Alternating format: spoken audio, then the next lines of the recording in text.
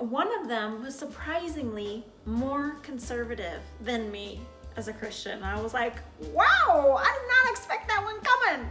I did not, because I'm very conservative, y'all know.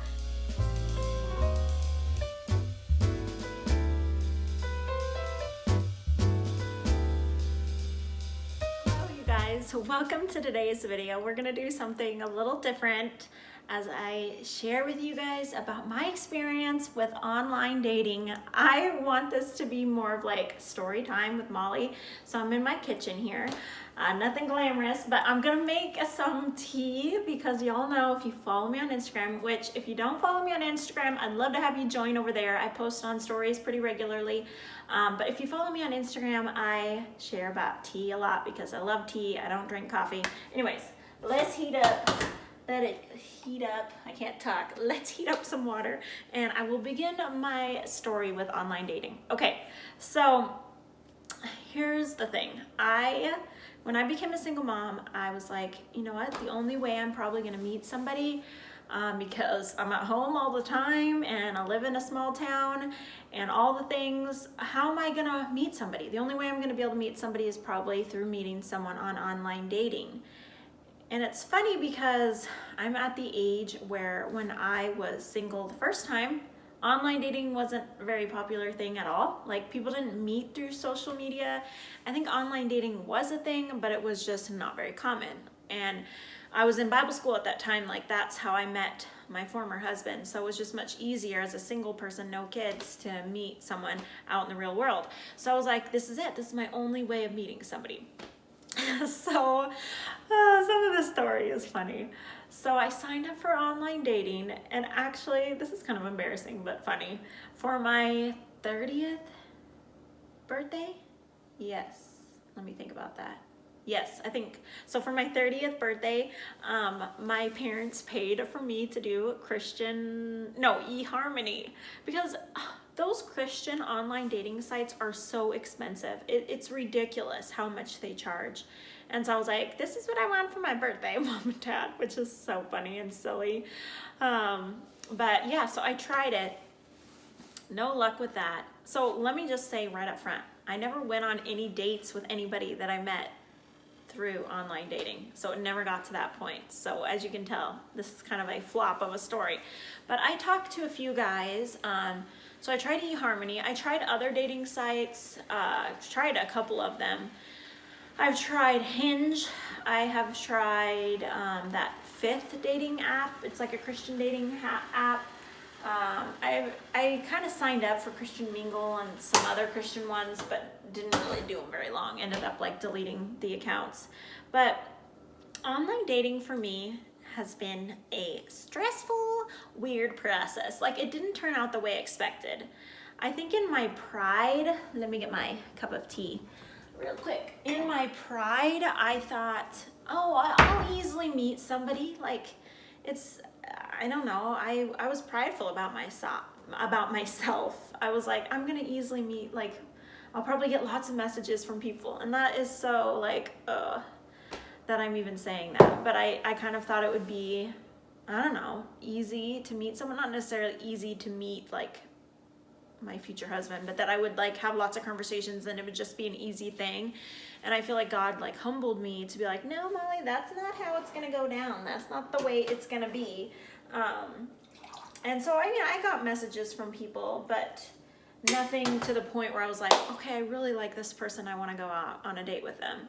And I've only like really had extended conversations with like 2 different people, and both of them I had to end up saying, no, this isn't gonna work for me. One of them was surprisingly more conservative than me as a Christian. I was like, wow, I did not expect that one coming.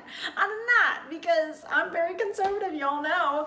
And it was just so surprising. I was like, this is an interesting turn of events. It actually was kind of encouraging to be like, wow, I'm not the only like more conservative person. Let me get my tea that I'm gonna have. Let's see. Okay, I'm having lemon balm tea. I just ripped it, but that's what it looks like. Anyways, yeah. So then I talked to another guy, and it just like there was no spark there, and I was like, okay, I just don't think that this is gonna go anywhere. It was just kind of to be honest, a little bit boring conversation.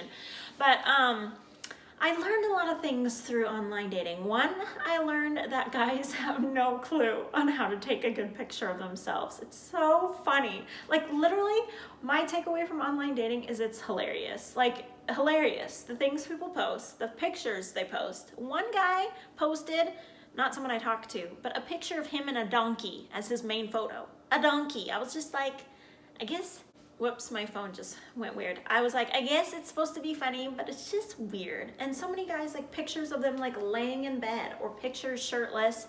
And to me, that's just not classy, y'all. You're probably laying in bed, living at your parents' house, y'all. I guess I did talk to another guy, and he was one that still lived with his parents. And I was like, no, goodbye, see you later. This is what I would do. I wish I had my phone so I could show you. Just scroll, scroll. Nope, nope, nope. And if people don't post, if they do not say in their bio anything about Jesus, to me, that's a very bad sign, because I'm looking for someone first and foremost that is like on fire for Jesus. And so it was just actually really discouraging. And I would go on there every day, swipe, swipe, nope, nope, nope, nope. And, you know, I'm looking for a couple of criteria here. Someone who's sold out for Jesus, but also someone that's attractive, kind of. And the older you get, I feel like the harder that gets to come by. But yeah, so it was kind of a frustrating process. And I should say, I have friends, a lot of friends that have met their future husband on online dating, and it's worked out well for them. So I'm not raking on the meeting someone that way, because I know people that have, and it's been worked out good for them. And I'm not saying that I will never do online dating again, because I probably will at some point, and I think it's a good tool. It's just a weird tool. So as I'm like every day going on the online dating, swiping, nope, nope, nope, getting frustrated, getting annoyed at the silly dumb things people say on their bios or how they message you, and it's just like, that pickup line or whatever is just like silly. Like, we're adults here, people. Just say, hey Molly, how are you doing? What online dating really, I feel like, revealed in myself was like, it revealed more of the insecurities that I have, because as time went on and I was using it, I kind of started feeling bad about, like, feeling icky for one about doing it, and feeling like in the back of my mind, God was kind of saying, like, it's not, like, I don't really want you to be doing this right now, but I still kept thinking, but this is the only way I could meet somebody. And I think the reason God was like putting that on my heart to be like, this is not the right time for you, is maybe I have more healing to do. I don't know. But also I really believe that there were things that God wanted me to share via my like YouTube platform about singleness, and just there was more things I needed to do as a single person for God, just personally for me. And I wasn't listening to that because I was just so like, this is the only way I'm going to meet somebody.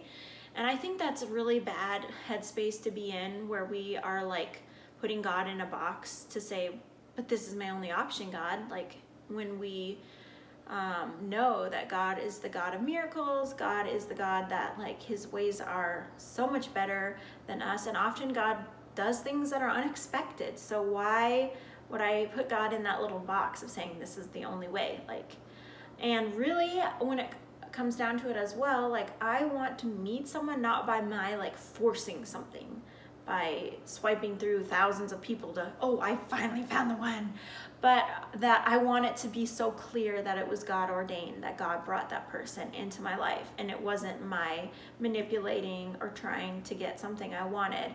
And not saying that you can't have the right attitude and do online dating. I'm just saying that I was not in the right space for that, if that makes sense. And also, like, when I said my insecurities kind of came out with doing it, I would think sometimes like, oh, if someone didn't talk to me, it's probably because I'm divorced and I'm a single mom. Or, you know, I think you could just get thoughts like, maybe I'm not pretty enough, but ultimately it was this, oh, I'm divorced, like they probably think the worst about me kind of thing. Because I do know in the Christian world, like, divorce is one of those like, oh no, like, that's a really bad sign. And it is like something you have to be so careful about. And why would I blame someone with like having hesitations? Plus, like, going into marrying someone who has kids, that is a big responsibility. But like my best friend, she's like, well, if you meet someone, they will be really mature then if they're willing to like accept kids and accept your, you know, you for who you are and all of that. So that's so true.